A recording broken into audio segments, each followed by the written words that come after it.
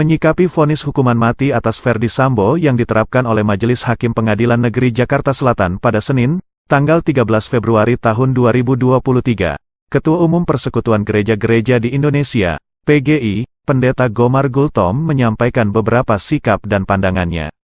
Ferdy Sambo divonis hukuman mati dalam kasus pembunuhan Nofriansyah Yosua Huta Barat alias Brigadir J. Berikut beberapa pandangannya ketika dijumpai di Geraha Oikumene, Jakarta, Selasa, tanggal 14 Februari tahun 2023. Pertama, Pendeta Gomar Gultom menghargai proses peradilan yang berlangsung dan memahami perlunya hukuman yang berat atas Ferdy Sambo atas pembunuhan berencana dan tindakan perintangan proses hukum yang dilakukannya. Namun, tegas Gomar, hukuman mati adalah sebuah keputusan yang berlebihan mengingat Tuhanlah pemberi, pencipta dan pemelihara kehidupan. Dengan demikian, hak untuk hidup merupakan nilai yang harus dijunjung tinggi oleh umat manusia, dan karenanya, hanya Tuhan yang memiliki hak mutlak untuk mencabutnya. Kedua, penegakan hukum oleh negara haruslah dalam rangka memelihara kehidupan yang lebih bermartabat. Dalam terang ini, hukuman diharapkan adalah untuk mengembalikan para pelanggar hukum kepada kehidupan yang bermartabat tersebut. Oleh karena itu, segala bentuk hukuman hendaknya memberi peluang kepada para terhukum untuk kembali ke jalan yang benar. Peluang untuk memperbaiki diri ini akan tertutup bila hukuman mati diterapkan. Ketiga, Indonesia telah meratifikasi Deklarasi Universal Hak Asasi Manusia dan Konvensi Hak-Hak Sipil dan Politik. Mestinya kita tak boleh lagi memberlakukan hukuman mati. Dalam perspektif HAM, hak untuk hidup adalah hak yang tak boleh dikurangi dalam keadaan apapun. Hal ini juga ditegaskan dalam UUD 1945 pasal 28I ayat 1, bahwa hak untuk hidup adalah hak asasi manusia yang tidak dapat dikurangi dalam keadaan apapun.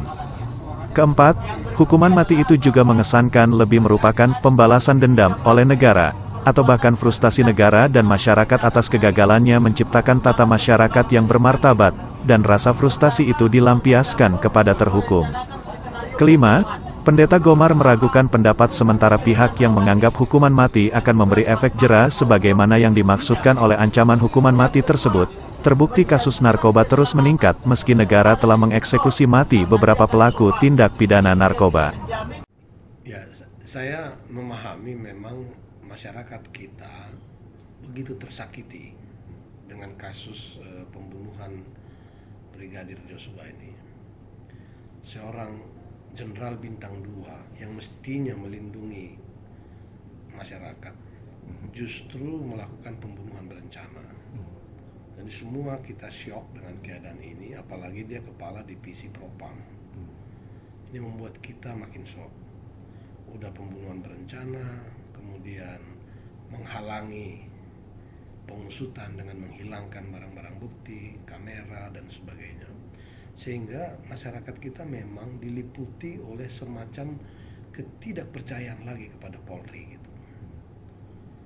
Dan akibatnya muncul semacam perasaan dendam. Ini harus dihukum seberat-beratnya. Dalam hal ini kita semua tentu sepakat. Rasa keadilan masyarakat, terutama keluarga korban, pasti menginginkan hukuman yang seberat-beratnya. Persoalannya timbul ketika hukuman yang diberikan itu hukuman mati. Apakah harus hukuman mati? Dalam satu segi, hukuman mati itu justru terlalu enak buat yang bersangkutan bagi sebagian orang. Dia tidak lagi mengalami penderitaan dan kesakitan. Selesai sudah. Apakah itu adil? Itu juga pertanyaan oleh sekelompok orang. Tetapi sebagai orang beriman, kita ini semua orang beriman. Sebagai orang beriman kita meyakini bahwa kehidupan itu ada di tangan Tuhan. Tidak seorang pun di antara kita yang mampu membeli waktu. Waktu itu Tuhan berikan kepada kita. Dari lahir sampai mati. Itu otoritas Tuhan. Dan kita manusia ini, di tengah keberdosaan kita, adalah makhluk yang sempurna di mata Tuhan. Kita ini gambar Allah. Oleh karenanya kita harus menghargai kehidupan.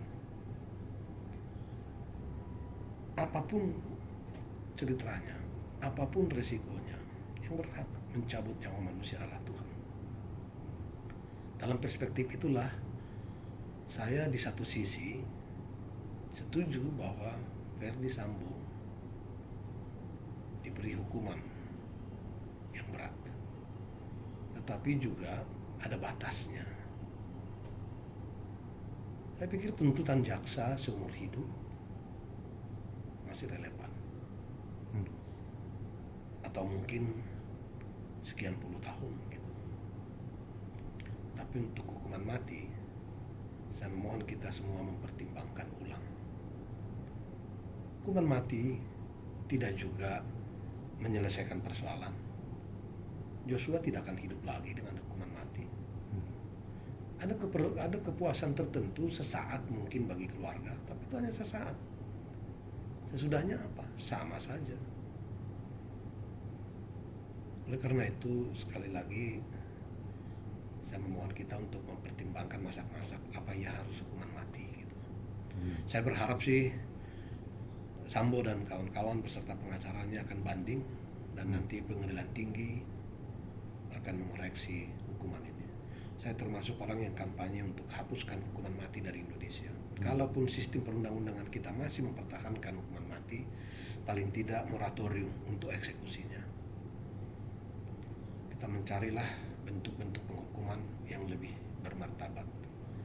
Kita sudah menghilangkan kata penjara menjadi lembaga pemasyarakatan. Itu kan artinya sebuah koreksi terhadap kelakuan masyarakat yang tidak pada tempatnya untuk lebih bermartabat. Makanya dia lembaga pemasyarakatkan, untuk dimasyarakatkan kembali.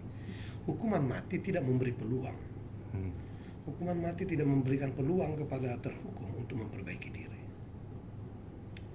Dan sudah terbukti juga, hukuman mati juga tidak membuat efek jera. Kan ada yang mengatakan kalau di hukuman mati akan jera orang lain untuk melakukan perbuatan yang sama. Siapa bilang? Sudah berapa banyak kasus narkoba yang dieksekusi hukuman mati, termasuk dalam masa kepemerintahan Presiden Bapak Joko Widodo. Kasus narkoba terus marak. Tidak ada jaminan bahwa hukuman mati itu membuat efek jera. Tapi bagi saya sama sekali menyesalkan semua kejadian ini dan mengutuki keadaan ini. Tetapi untuk sampai kepada hukuman mati, sekali lagi saya meminta perhatian kita lebih sungguh-sungguh untuk mengembalikan marwah kemanusiaan kita sebagai gambar Allah.